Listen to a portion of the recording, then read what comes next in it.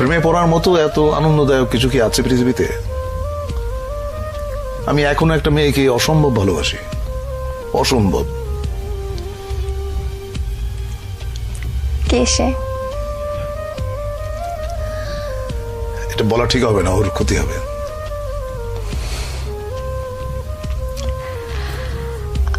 আমরা কি চিনি?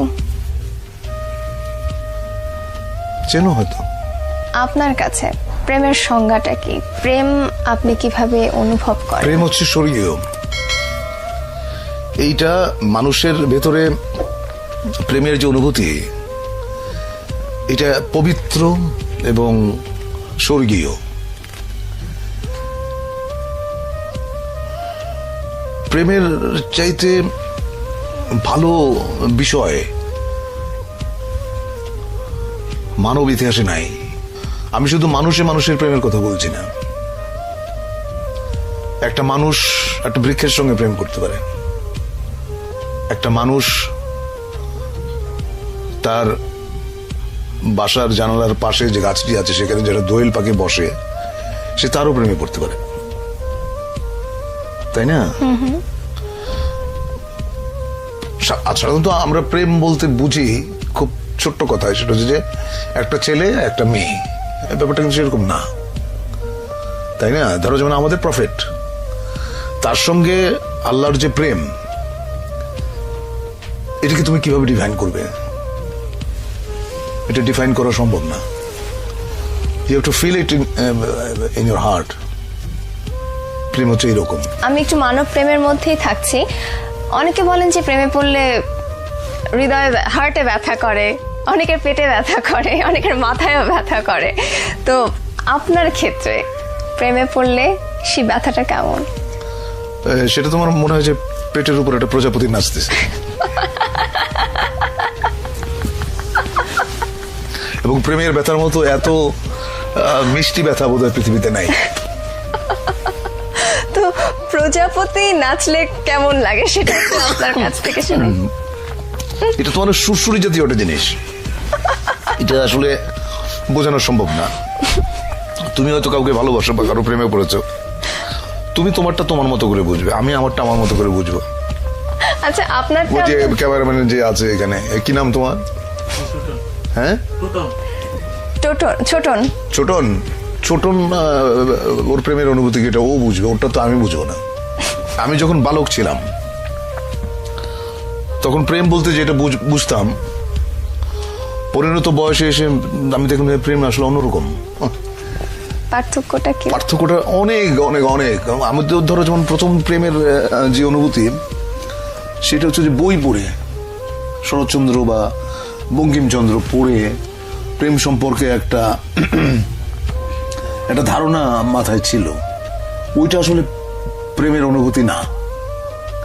প্রেমের অনুভূতি একেবারেই অন্যরকম, একেবারেই।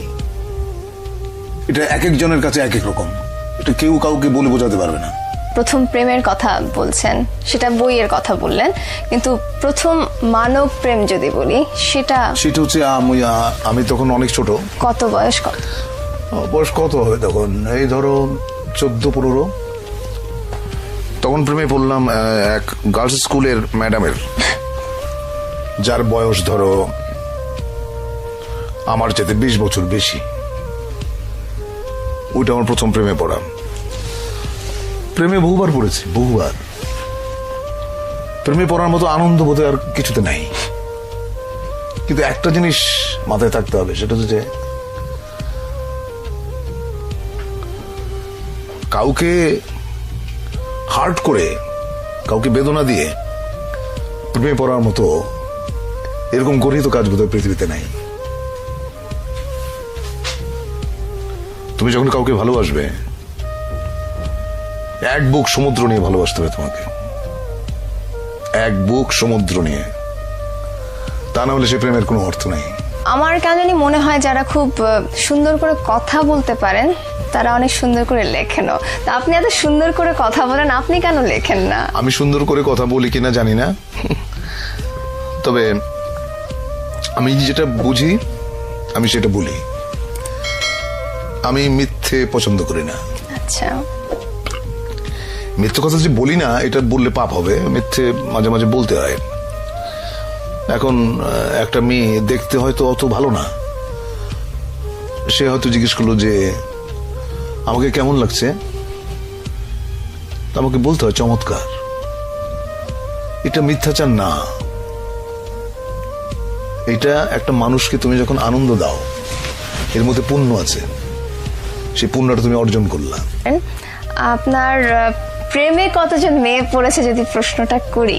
সেটা তো আমি বলতে পারবো না, সেটা মেয়েদের জিজ্ঞেস করতে হবে। আপনার কাছে কেউ এসেছে এরকম কিছু বলে? আমার কাছে এখনো ফোন আসে এবং অদ্ভুত অদ্ভুত কথা। কেমন? একটা মেয়ে একদিন ফোন করে বললো আমাকে বিয়ে করেন। আমি বললাম তোমার বয়স কত? ও বললো আমার বয়স 22। আমি বললাম যে আমি তোমার ঠাকুরদার বয়সী, টেলিফোন রাখো।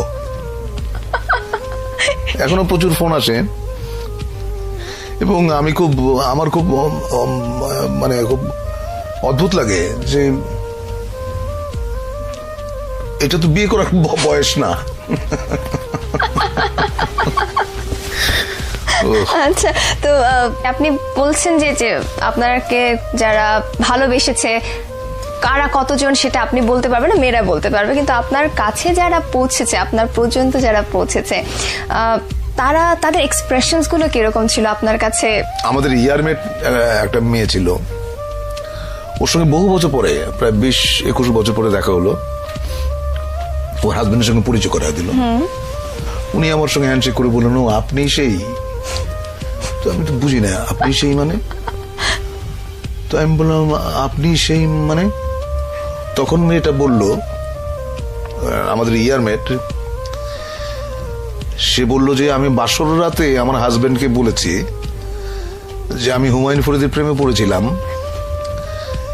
কিন্তু 4 বছর একসঙ্গে কাটিয়েছি আমরা, ওকে বলতে পারি নাই। I was so amused. সে বললে কি হতো আমি জানি না।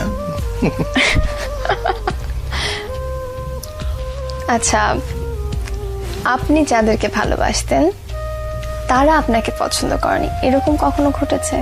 না, আমি জানি না আসলে। কেউ কেউ হয়তো অপছন্দ করে, আবার কেউ কেউ হয়তো এড়িয়ে যায়, আমি বুঝি না। আচ্ছা, প্রেমের আরেকটা দিক হচ্ছে না বোঝা।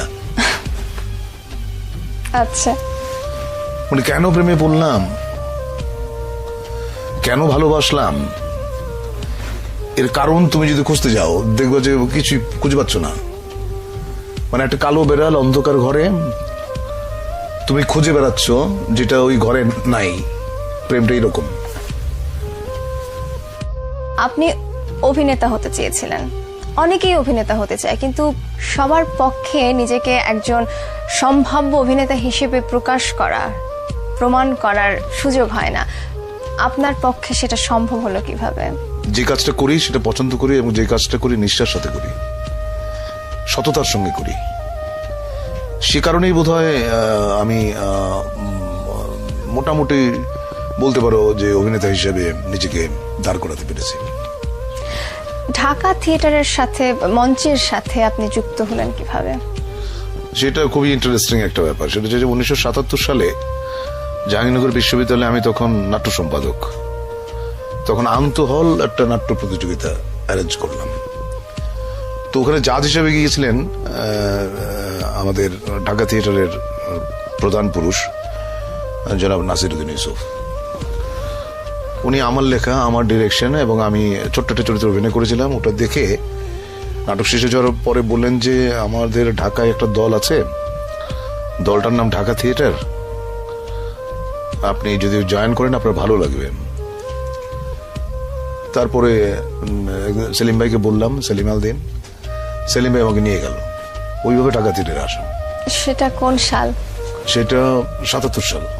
সেই সময় ঢাকা থিয়েটার, বর্তমানের ঢাকা থিয়েটার, দুটোর মধ্যে যদি একটু তুলনা করতে এখন বলি। আমরা যখন ছিলাম একসঙ্গে, এতগুলো একঝাক তরুণ মেধাবী অভিনেতা, তাদের সঙ্গে আমি কাজ করেছি, সেটা ছিল ঢাকা থিয়েটারের স্বর্ণযুগ।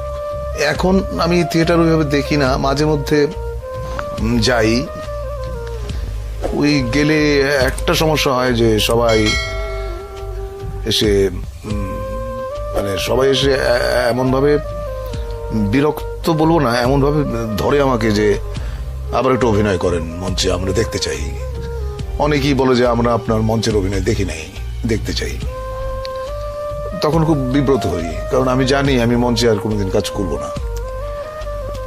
কারণ মঞ্চে কাজ করার জন্য যেই ধরনের প্রাণ শক্তি লাগে সেটা হয়তো আমার আছে, কিন্তু আরেকটু বেশি থাকলে হয়তো করতাম।